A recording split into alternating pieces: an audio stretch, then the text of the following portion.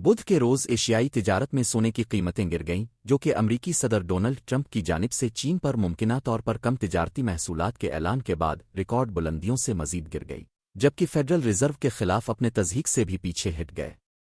Trump کے تبصروں کے بعد پیلی دھات نے منگل کو راتوں رات بھاری نقصان اٹھایا کیونکہ سرمایہ کار پناہ گزینوں سے باہر نکل گئے اور ایکوئٹی میں رسک آن ریلی میں ڈھیر ہو گئے۔ ڈالر میں ہلکی واپسی کا بھی سونے پر وزن ہوا۔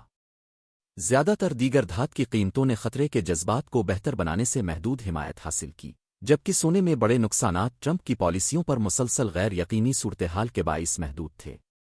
منگل کو خطرے کی بھوک میں بہتری آئی جب ٹرمپ نے کہا کہ اس نے چین پر بھاری تجارتی ڈیوٹی میں حتمی کمی دیکھی ہے، حالانکہ یہ چین کے مذاکرات کی میز پر آنے پر بڑی حد تک دسترس تھا۔ ٹرمپ کے تبصرے اس رپورٹ کے بعد سامنے آئے ہیں جب ایک رپورٹ میں ٹریجری سیکریٹری سکاٹ بیسنٹ نے امریکہ اور چین کے درمیان جاری تجارتی جنگ کو غیر پائیدار کے طور پر دیکھا ہے اور وہ جلد ہی اس میں کمی کی توقع رکھتے ہیں۔ ٹرمپ نے چین پر 145% محصولات عائد کیے، بیجنگ سے 125% کے جوابی ٹیرف حاصل کیے گئے، جبکہ ٹرمپ کے تبصروں نے دنیا کی سب سے بڑی معیشتوں کے درمیان حتمی تجارتی معاہدے پر کچھ امید پیدا کی ہے۔ چین نے اب تک تجارتی شو ڈاؤن سے پیچھے ہٹنے کے بہت کم ارادے کا اشارہ دیا ہے۔ ٹرمپ نے فیڈ پر اپنی حالیہ تنقید پر بھی پیچھے ہٹ گئے، یہ کہتے ہوئے کہ اس نے چیئر جیروم پاول کو برطرف کرنے کا ارادہ نہیں کیا۔ صدر نے پاول کے خلاف سوشل میڈیا پر ایک توسیع مہم جوئی کی، ان سے سود کی شرح کم کرنے امریکی کساد بازاری کا خطرہ مول لینے کا مطالبہ کیا۔ منگل کے روز ٹرمپ کے تبصروں کے بعد جذبات میں معمولی بہتری آئی، محفوظ پناہگاہ کی طلب میں سونے کی کمی جس نے 2025 میں اب تک اس کی ریلی کو تقویت دی تھی۔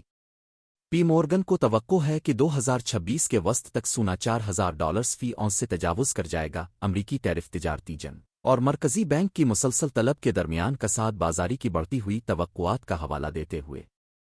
جے پی ایم کی پیشن گوئی اس وقت سامنے آئی ہے جب اس ہفتے پہلی بار سپاٹ گولڈ 3500 آج تک پہنچ گیا کیونکہ پیلی دھات کی محفوظ پناہگاہ کی طلب مضبوط رہی۔